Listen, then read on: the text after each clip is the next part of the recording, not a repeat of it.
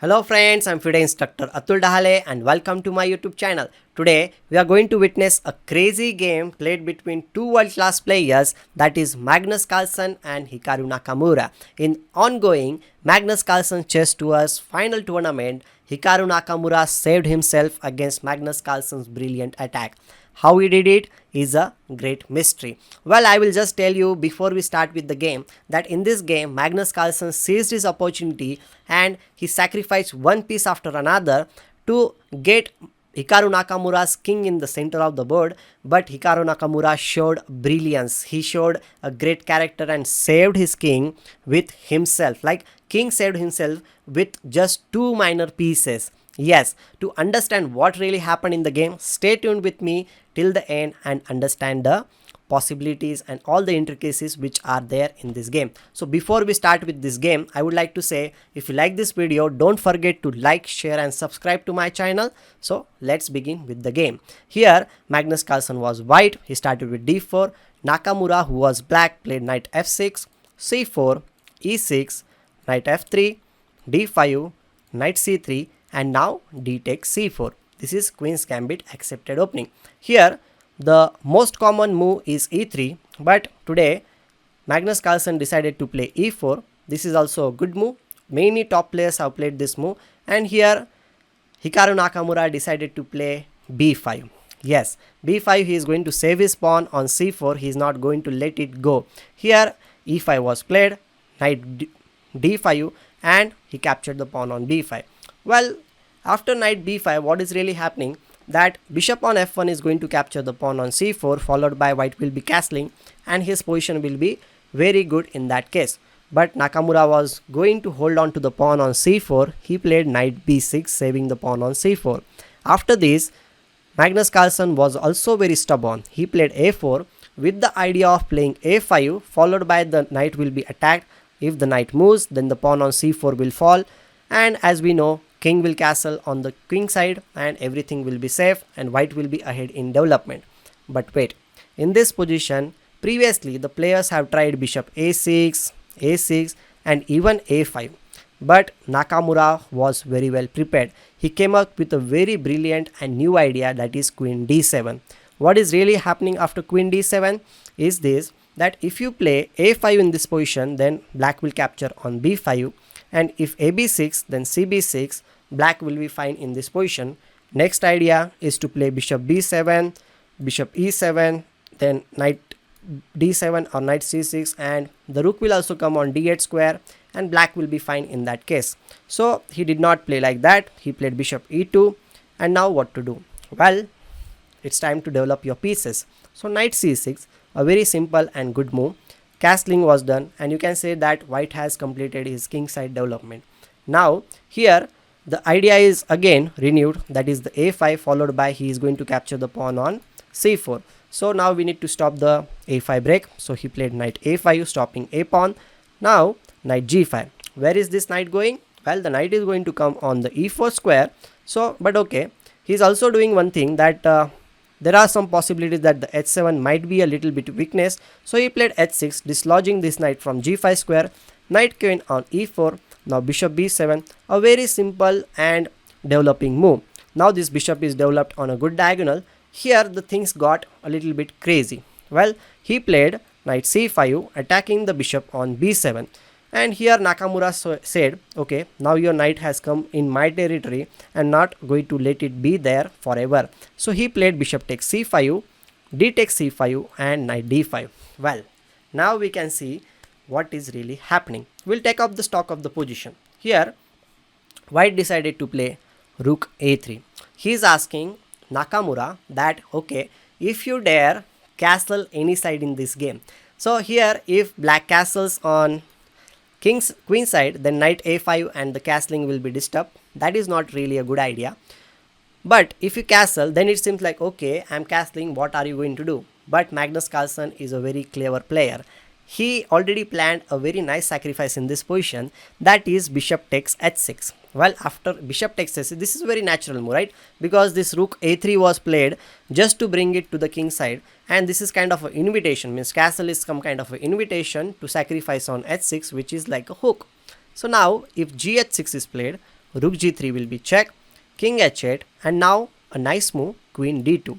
There are two things which are happening in this position. The pawn on h6 is being attacked, as well as the knight on a5 is also being attacked. So black's main defense in this position is to play f5, so that the queen on d7 will be coming on h7, saving his own king. And if you are going to play in a good way, here the best way is to simple way is to just capture the knight, or you can even play ef6, rook f6, and then capture queen a5. But if you think that okay, the pawn on h6 is hanging, and why not capture the pawn on h6, it will lead to queen h7, and believe me or not, you have to capture the queen, because if you don't capture the queen, okay, after capturing the queen, the position still will be balanced, although white is a little bit one piece down, but black has a little bit weak king, and white has plenty of pawns, you can say, which are there on the king side. So the game might be balanced in this position.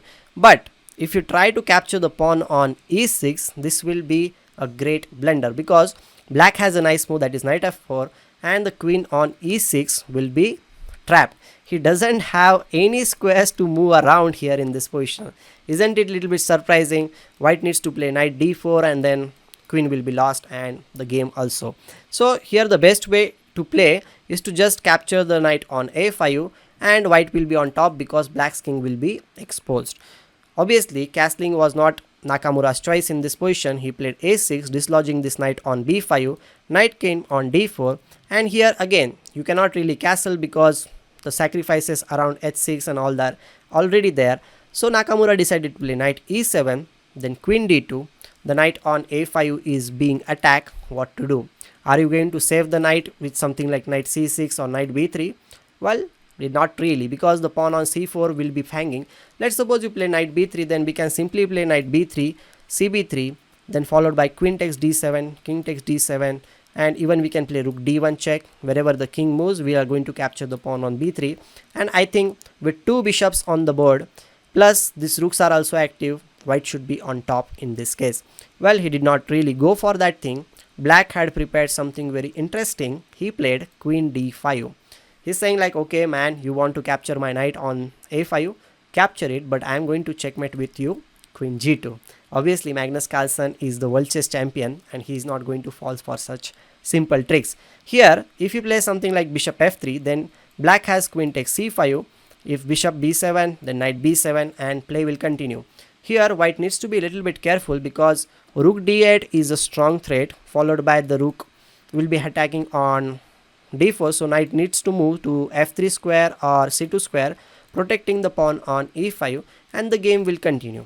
Okay, here in this position he did not play bishop f3, he played rook g3. Now the pawn on g7 is being attacked. Castling is no longer an option, but Nakamura was very cool. He played queen takes c5, not afraid of anything. He said like, okay, you want to capture the pawn on g7, capture it, but I need to protect my knight on a5. That is also something which we should not forget. Okay, now here b4 was played. b4. Now it is almost forced for c takes b3, and here in this position Magnus Carlsen played a move which was a little bit very interesting. What he saw is like, black's king is still in the center of the board, so I need to do something to take advantage of this. And to take advantage of this, he played bishop a3. Why is he playing bishop a3? Because first of all, after capture, the a5 knight will be falling. Another thing is that the queen is little bit away from this square, and the c pawn is also going to fall very soon. Another thing is that the pawn on g7 is also hanging. But in all these things, what happened? The bishop on c1, which was hitting on h6, is gone. Okay, that is one thing. And here another thing is that we need to defend the position properly.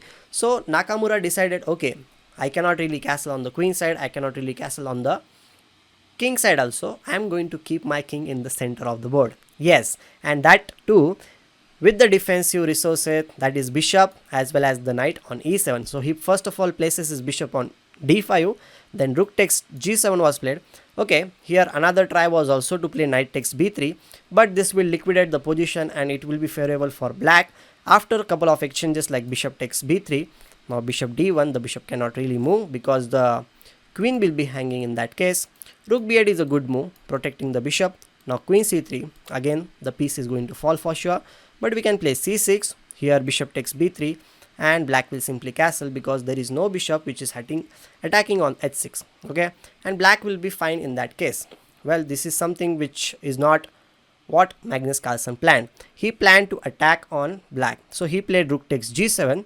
You can see in this position you need to play in a very precise manner. Okay, so he plays c5, dislodging this centrally placed knight on d4 square, but Nakamura was playing against the fire. Yes, he invited Magnus Carlsen to attack on his king, which is sitting in the center of the board, with the move bishop h5. This is a good move, very interesting move, but it is not going to be sufficient in this case. C takes d4. Nakamura says like, okay, I need to capture the piece. I will capture. Now black is piece up. Plus these two pawns are also passed pawns. Okay, don't forget about this thing. Here rook takes f7 was played, and now there are many attacking possibilities in the position. So he gets rid about this discovered check. So he plays king d7, and after king d7, bishop g4 is played. Now here you will not believe me, but queen takes d5 is the threat because the knight on e7 is pinned. Again the pawn on e6 is also pinned, so queen takes d5 is the threat. So how will you save the bishop on d5? Well, only in your dreams you will play a move which Nakamura played in this case. He played king c6. He is asking, okay, whatever you want to do, if you want to checkmate me, but I am not going to be afraid today. I am going to be brave and I am going to save my own king with my own king. I don't need anyone else. Look at these pieces which are sitting on h8, a8 and queen a3. They are just being spectators. Here black is believing in his king's power, that king can defend himself. Okay, so bishop takes e6 was played. Bishop takes e6. Now rook f6. Again here the bishop is being attacked. How to save? Well, king is there, you don't need anyone else. He plays king d7. Now queen b6. Again there are some threats like rook e6, queen e6, this kind of threats are there. So here he plays bishop d5, but after this rook d6 check. But in this position again a very interesting twist is there. Here computer shows that king c8 is the best move. Okay, this only move, that is king c8, can be played only by the computer, not by any human being, because the threats like anytime rook c1 is coming, rook c6 and okay, what not. But believe me, this is the best move. But okay, no human being will play that move. Nakamura plays a very human move, that is king e8, being around by his own pieces. Here rook d5 was played, knight takes d5, queen c6 check, king e7, and now there is a big chance of perpetual checks in this position. They repeated the position with king e6, queen c6, king e7, queen b7, king e6, queen c6 check. And now here Nakamura decided to change the position a little bit. He plays king f5. Well, after queen d5 you can say that black is completely a rook up, but this is not the position where you can say like it is completely winning for black, because there are some tricks, and the tricks are there in this position also. Queen e7 was played, and here Magnus Carlsen made a little bit inaccurate move. He played e6 giving a direct check. Although in this position Magnus Carlsen and Nakamura were a little bit short of time, but still there was a brilliant move which was waiting for Hikaru Nakamura, and the move was rook c1, bringing the last piece in the game, because the thing is that after queen f3 kind of a check, the king was going to g6 square or e6 square, then the rook on c1 will be very handy to give rook c6 check. For example, if you play something like a round of move, that is a5, then we will give queen f3 check, king g6, rook c6 check. If king g7, then queen g4 check. King h7 if you play, then obviously queen g6 is a checkmate. If you play king f7, then we can play queen f6 followed by rook f6, and we will be winning the queen. That is not a good idea. If king f8 is played, now we need to play a little bit interesting way. Now queen f5 check, king e8, rook e6, the queen is being attacked, but we can play b2, rook e7, king e7, and with check check check we are going to capture the b2 as well as d4 pawn, followed by queen f6 check, king d7, queen f7 check, king c6, queen c4 check, king d7, queen d4, and the b2 pawn will fall, and with it we will be having plenty of pawns on white side, and Magnus Carlsen will be winning in that case. So here the main thing is that we need to defend the position. So here rook h c8 is a good move, but after rook h c8 the game might end in a draw after queen f3 check, king g6, queen g4 check, king h7, and now rook takes c8, rook takes c8, and there will be a perpetual check. Yes, queen f5 check, king g7, again queen g4 check, king h7, it will be a draw. And if you try to run away with king f8, then we can simply play queen c8 check, king g7, queen g4 check. If you play king h8, then it might lead to a very interesting position after queen d4, and I think perpetual check is the best decision and we should draw the game.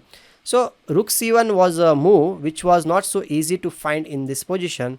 Magnus Carlsen played e6, and now as the queen is already there in the game, the check stopped and the game also ended very soon. Here he played king g6, queen e4 check, king g7, queen d4 check, king g8, queen g4, and queen g7. Now the checks are going to stop and the game is also over. So I'll just show you the remaining moves a little bit quickly. Queen c4, b2, f4 was played. Now rook b8. Now the pawn is queening here. Okay, he tried his last chance. Okay, instead of this move, if he plays e7, then also the checks will be stopped after queen f7, queen g4 check, king h7. If you play queen e4 check, then queen g6, queen b7, trying to play e8 with the double check, something like that, but we have a very simple move, rook b8. If queen c7, then rook e8, and the pawn will not move. b1 is the threat, and white missed resign in this position. So f4 was played, rook b8, queen e4, rook h7. No, nothing is going to happen. Rook b1, queen b7, invitation to exchange the queens, queen e2, but it did not happen. Rook c7, and now finally Magnus Carlsen decided to resign because rook c1 check cannot be stopped. The exchanges will happen and the liquidation will be there and the position will be completely over. So I hope you enjoyed this game, and if you like this video, don't forget to like, share and subscribe to my channel. We'll meet with something very interesting very soon. Till then, take care and goodbye. Bye.